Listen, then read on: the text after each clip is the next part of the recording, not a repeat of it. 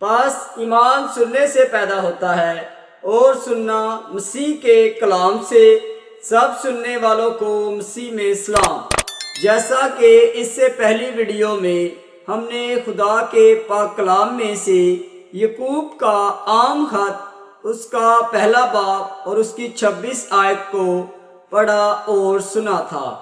جو حصہ اس سے پہلی ویڈیو میں ہم نے خدا کے پاک کلام میں سے پڑھا اور سنا تھا، اس حصے کے متعلق آج ہم اس ویڈیو میں جانیں گے۔ میرے ساتھ مل کر خدا کے پاک کلام کو پڑھے اور سنیں۔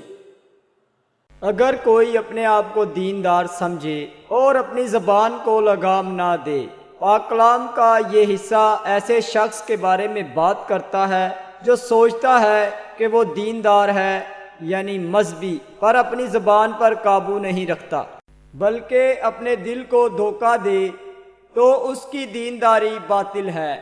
پاک کلام کا یہ حصہ ایسے شخص کے بارے میں بات کرتا ہے جو اپنے آپ کو فریب دے رہا ہے، یعنی دھوکہ، اور دیندار ہونے کا دعویٰ کرتا ہے لیکن اپنی زبان کو قابو میں نہیں رکھتا۔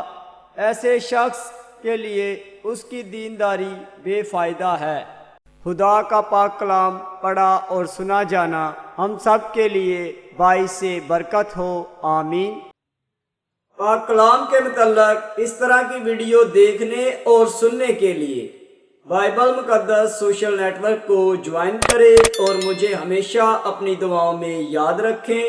خدا ہم سب کے ساتھ ہو، آمین۔